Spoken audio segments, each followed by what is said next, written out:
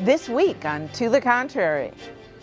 First, soccer, security, diverse? Which category of moms will decide the 2016 elections? Then, expanding overtime turns out to be a women's issue. Behind the headlines, transgender rights, more than a battle over bathrooms.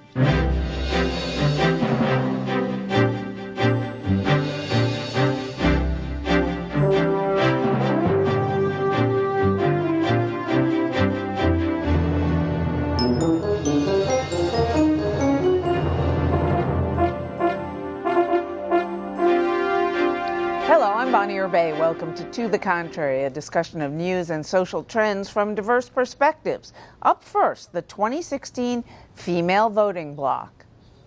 Which female voting demographic will both sides court in this year's presidential election? Soccer moms, security moms, or a new category? Early signs show Hillary Clinton, the likely Democratic nominee, will have a huge advantage with women overall against presumptive GOP nominee Donald Trump. She'll be trying to replicate her husband's record. Bill Clinton wooed and won soccer moms, or women with children who lived in the suburbs and were swing voters in 1992. The Trump campaign is already focusing on bringing in so-called security moms. These are moms who prioritize national security above other issues and can swing Republican if they feel threatened. The Clinton campaign is hoping women trust Clinton's steadier approach to foreign policy. So, Congresswoman Norton, what type of mothers will be the most sought-after voting bloc this year? Will it be security moms, single moms, diverse moms, or something else? Bonnie, considering Trump's really extraordinary unfavorables among women, it's got to be any stray woman he can find. I think at this stage in the game, I think single moms and diverse moms are pretty locked in Hillary's camp. I think the only potential opportunity for Donald Trump is to capture security moms and to play an active role in trying to go after that group of women. I think Hillary's going to be desperate to get the Obama coalition out, so it's going to be single moms and diverse moms. I'm going to have to agree with Jennifer and say security moms. I mean, you've got two candidates who both have their own views on national security. Hillary Clinton having been Secretary of State, and we can look at her record there. Donald Trump with his statements about foreign policy and what he would do. So it's just the security mom.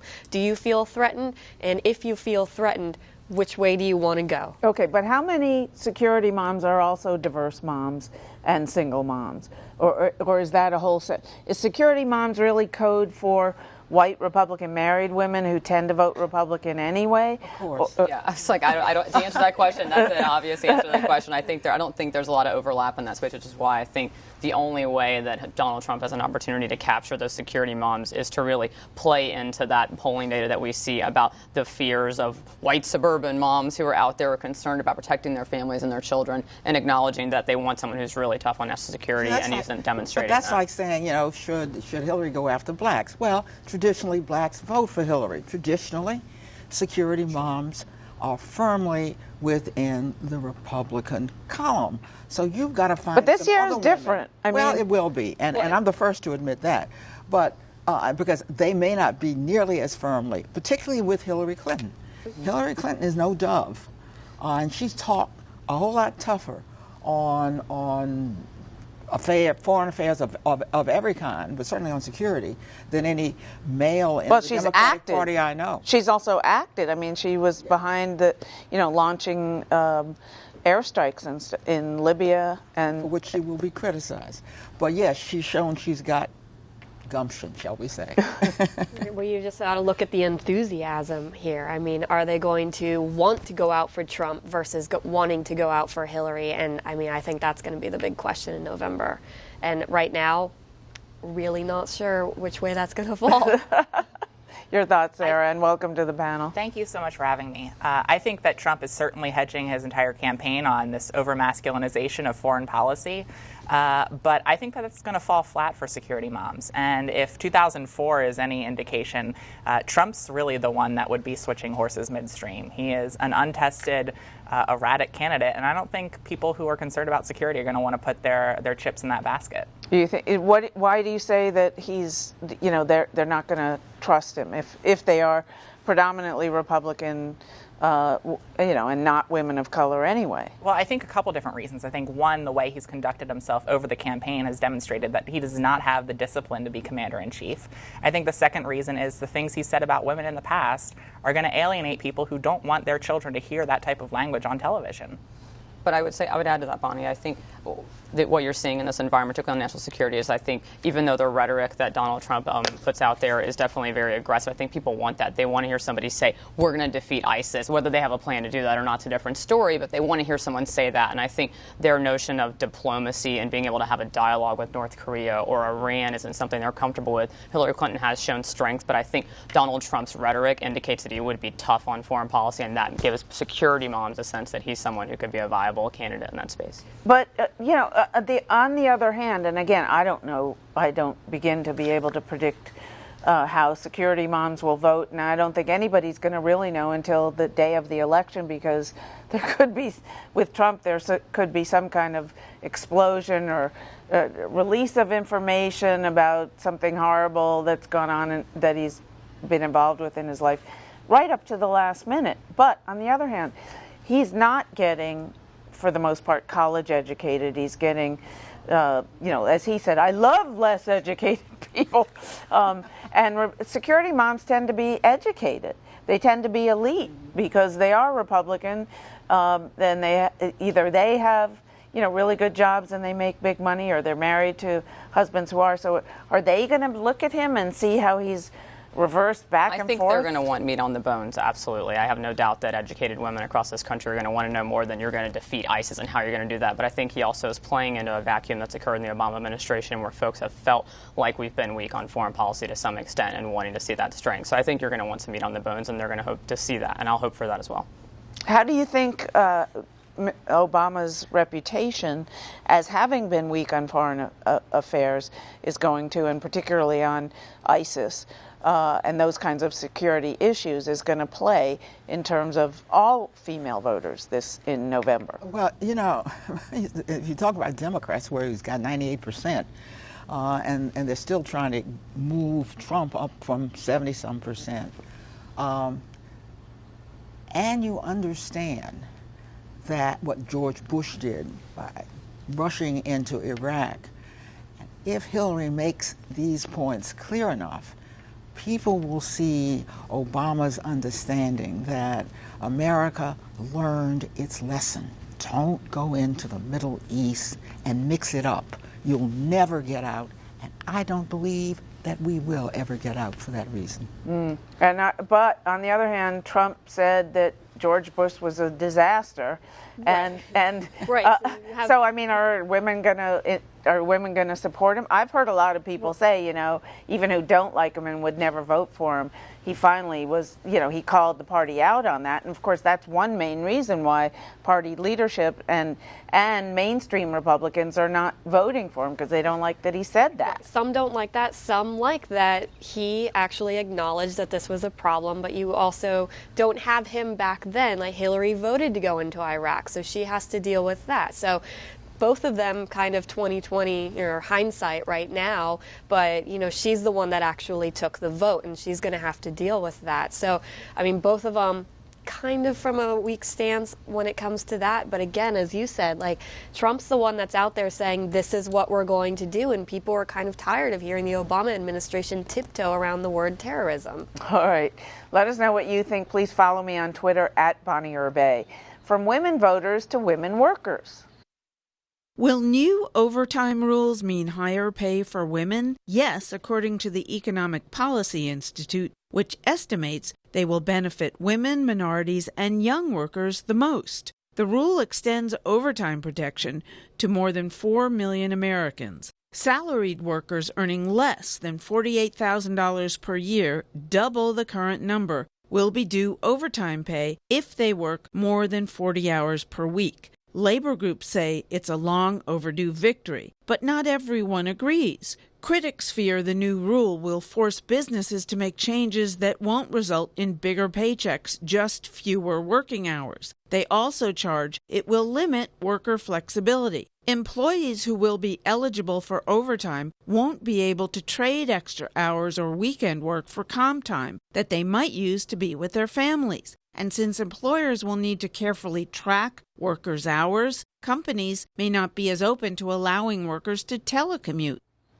So, Jennifer, was this a good idea or a bad idea? And should it have been put into effect the way Obama did it, which was an executive order as opposed to some other, a bill passed by Congress or an agency rule, for example? Sure. I think the intent of the administration was to address a sort of lack of effort by Congress to complete work on minimum wage legislation. I think this was a way in the final 6 months of an administration to make an aggressive effort to ensure that wages are increased. Now, whether that means that ultimately happens or not, I think there are a lot of questions that remain about how employers are going to react to this. I think it's a negative impact on small business. I think there's a lot of questions that we don't know about what the economic impact overall is on this rule. I think the way in which it was done was obviously very aggressive. Unfortunately, I don't see a lot of opportunities for congressional Republicans in the House and the Senate to overturn this under the CRA. So I think it's going to be here for a while until we have the CRA, Congressional Review Act.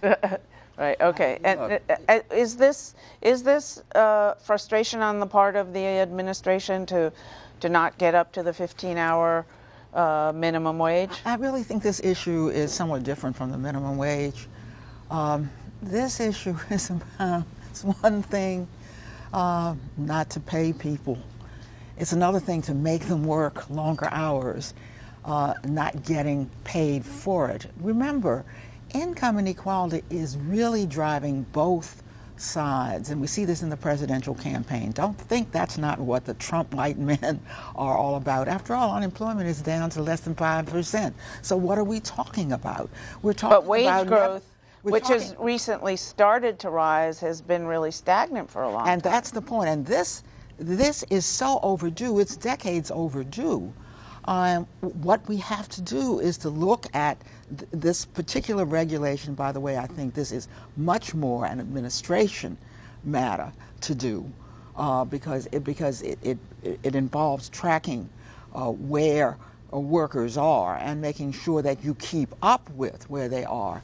So I think it's different, and I think it affects a whole lot more people than the minimum wage because it affects voters, people up the line, professionals, people who have education, people who've been waiting, not professionals, I'm sorry, people who perform just below professionals and executives and have been waiting for a raise and haven't been able to get it for decades. Will this help either candidate at the ballot box in November? I'm not sure about that, but what I do worry about is that what ultimately ends up happening here is that employers have to make tough choices about their labor costs, and they make choices about technology and replacing employees with technology. They make choices about replacing full-time employees and salaried employees with part-time employees, which reduces career advancement. I worry that it makes tough choices about telecommuting. So I have to now keep track of every single hour. How do I do that in a way that's not burdensome for me as in a small business? So do I make choices that ultimately impact people's career trajectory as well as our ability to sort of continue to promote positive labor and additional But like with telecommuting, for example,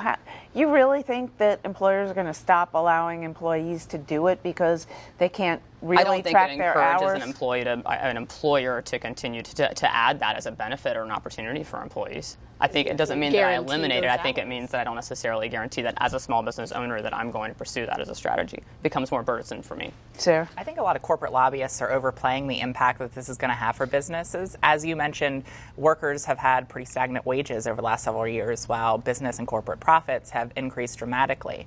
And this isn't an unprecedented protection. In 1975, a majority of workers qualified for these overtime protections. Now it's down to 7%. This is just a long overdue, as the Congresswoman said, step to make sure that the protections that were in place in 1975 are put back in place for more American workers. Oh, interesting. I'm not sure. I mean, this is a program we tend to talk about women. I'm not sure whether this is going to benefit more women, considering that Bureau of Labor Statistics continually say year after year that women work fewer hours than men, and they work less than 40 hours. It's a lot of it due to taking part-time. But the point this is, will primarily help men who do work over 40 hours, not women who don't work 40 hours. But wait a second. But we ran the numbers and found just like 2/3 of all people are on the minimum wage. A vast majority of people who make under the $47,000 a year are not getting overtime even when they work it. So that's, and are women. So that's why we were saying this is a bill that would protect women more than men, because they tend to be lower wage workers. Right, but if they're not working the 40 hours, then they're just not going to get there. And we know the statistics show that women aren't really making the 40 hours. If they are, then it'll benefit them. Well, but they're not really. Well, but the great advance in the workforce has been women working 40 hours. And look who these are. These are salaried workers, but they're doing jobs that are managerial and that are just below the executive. They're not being paid as executive workers. When the rule first came out, and I looked at my employees, I said, I got to do this now. Because many of the employees they are talking about are people like the people, highly educated people who work in Got to do this now in the sense of what, start paying overtime? Absolutely, absolutely. Practice what you preach. But do you have the budget to do it? And if you do, you know, the kind of overtime, we're talking really about people who was easy to see as people who had decision-making kind of responsibility because you put a lot on their plate. Now, I haven't looked to see what it's cost us. I can tell you this much, we haven't gotten any advances, any increase in what we pay people. But I have said that we have got to do this ourselves. These are salaried workers. They are not lawyers, don't count, and people like that. They are people who sit at the office, at the desk, for example, and answer the phone to say this is the Congresswoman's office, and yet they all have college education. I worry that every employer is like Eleanor, unfortunately, in the sense that there's, just like Obamacare with the 30-hour work week, employers are going to have to make choices about whether they want to do this or they want to stay under the cap, and I think you're going to see more of that. Terrific. All right. Thank you. From workers' rights to transgender rights. Debate escalated this week over which bathrooms transgender people should be allowed to use. This follows President Obama's order calling on schools to allow transgender students to use bathrooms corresponding with their gender identity rather than their biological sex. Polls show America is divided over the issue along age, party, and education lines. Democrats, college graduates, and those under the age of 45 are more supportive of allowing people to choose which bathroom they want to use. Are millennials leading the way with a different understanding of gender than older generations? We go behind the headlines to find out more about this trend from Dr. Sheena Howard, who teaches gender studies at Rider University. Millennials have a very different perspective on a lot of things, including gender and including race, because they're growing up in a totally different time. This more progressive outlook is well documented. A recent poll showed that half of millennials believe there are more than two genders. They're growing up in a time where acceptance of different gender identities and different gender expressions is more okay. And we have to be open to understanding that they're growing up in a totally different time than we are. And I actually would like to hear more from millennials, since those are the people that are going to be running the country very soon. Biologically, people are born either male, female, or intersex, but millennials think there are more categories. Well, when we're talking about gender identity, we're talking about what a person identifies as within themselves. So if they're biologically born a female, but they identify with being a male, that's their gender identity. And I mean, and that's their prerogative. I mean, we're moving towards a place where these things are going to have to be accepted by all people, and that's just the reality of it. Dr. Howard, along with LGBT advocacy groups and most feminists and sociologists, define gender as distinct from sex. Sex is going to be biologically, the parts that you are born with. Gender is going to be more of your expression, how you express being male or female. So if I'm born, biologically a female, but my expression, the clothes I wear, what I look like is not that of a female, then that's my gender expression. Transgender people are disproportionately likely to be bullied at school, discriminated against at work, and even violently attacked. We don't have any real legislation, especially on a national level, that protects transgender people. I mean, we're trying to work towards that, but for right now, we have protections for, race, sex, but not for transgender people. So it leaves them in a very vulnerable position. The next frontier on these issues will be the intersection of race and gender. Scholars agree the Black community is generally perceived as less accepting of LGBT people, but the data do not necessarily back this up. I'm not on the bandwagon of, the Black community is more homophobic than anyone else. I think the numbers are pretty similar for the Black community and just the overarching white community. But it's still not as much acceptance as we would like in the Black community of LGBTQ people, especially going into a voting booth and voting for LGBTQ rights. Your friend might be okay with you being a lesbian or being gay, but that doesn't mean they're going to go into a voting booth and vote for gay rights. So, Sarah, what your reaction to this spate of laws recently that have required that transgender people use the bathroom of their birth, of their sex at birth? Why is this happening now, and is this gonna become a big trend, or is it gonna die out? Well, my hope is that it eventually dies out. I think that we're seeing these bills because a handful of politicians and a handful of states have determined that it's good politics to target and bully a specific population of people that are already vulnerable to discrimination and bullying throughout their everyday life. I think so far Americans are responding in the way that all good people should respond, which is that discrimination is wrong, harassment is wrong, and we shouldn't be targeting a vulnerable population. We should be allowing people to use restrooms that make sense for them. That means for transgender women like myself, we should be allowed to use women's restrooms without fear of discrimination, and transgender men should be allowed to use men's rooms. Were you ever bullied in a bathroom? Fortunately, I've never been bullied in a restroom, but a lot of transgender people have. One study found 70% reported some kind of negative experience in a restroom. I met a young transgender boy in North Carolina who was denied access to restrooms consistent with his gender identity.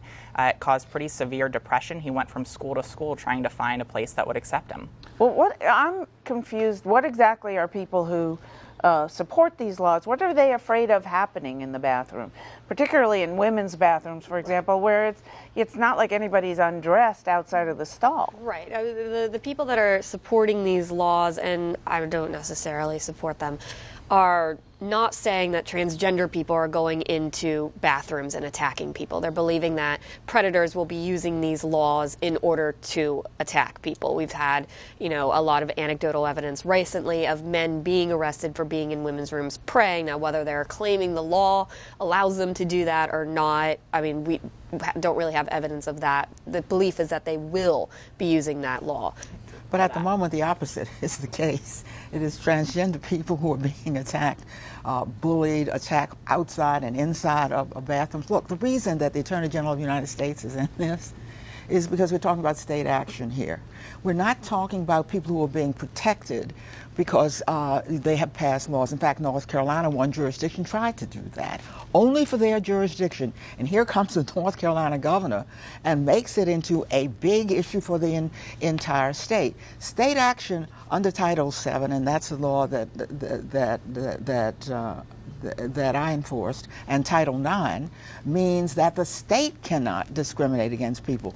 And the real question for the courts will be the use of the word gender by some of the statutes and the use of the word sex by others. And do they all mean the same thing? Do they really mean gender? Right, and so, do you agree with that they're really afraid of predators coming into the bathrooms as opposed to what I don't understand is why all the resistance to it when even most men's bathrooms nowadays have dividers. So are they really afraid of like young girls being exposed to a transgender girl who hasn't completed her operations or whatever? Well, and that's what I think people are reacting to in this environment. They're seeing what's happening in North Carolina. They're seeing the reaction of a governor who's politically firebrand in terms of what's going on in his state, and he's trying to win a tough re-election, so he's being aggressive and playing into the religious right, frankly. But what my takeaway from all of this and learning about where millennials are is that, to be perfectly blunt, this is a conversation that we haven't had yet in this country. We haven't talked about it. It's not like it's come up on us very quickly because of what's happening at the local level, at the state level, and now at the national level with President Obama's guidance. Well, and what should the conversation be now? Well, the conversation should be exactly that, which is what you're talking about. Like, what are people afraid of? I think there is a lack of comfort. I think there's a lack of education and understanding about different genders. Millennials get it, but older folks and people of different generations are still, and especially in the South, I think are still very confused. They may know someone who's gay, but they don't know someone who's transgender, and that's a real disconnect now, for both folks. sides are using the law to enact social change when social change needs to be there first. Let's Sarah. Well, and I think those are really good points. But the reality is while we have those discussions, we shouldn't be allowing people to be exposed to discrimination, right? We need to make sure that we have a climate and an environment that allows for people to have those conversations without fear of violence or harassment. And it's absolutely true that supporters of this law have been stoking sort of unfounded fears around people pretending to be transgender. But fortunately, we have 18 states with protections for transgender people, including in bathrooms, 200 cities, and experts have thoroughly debunked the idea that anyone has utilized those protections to commit harm. That's why law enforcement in those communities have said it. And that's why leading domestic violence and sexual assault advocates have come out against bathroom bills. Thank you for that explanation. That's it for this edition. Please follow me on Twitter and visit our website, pbs.org/tothecontrary. Whether you agree or think to the contrary, see you next week.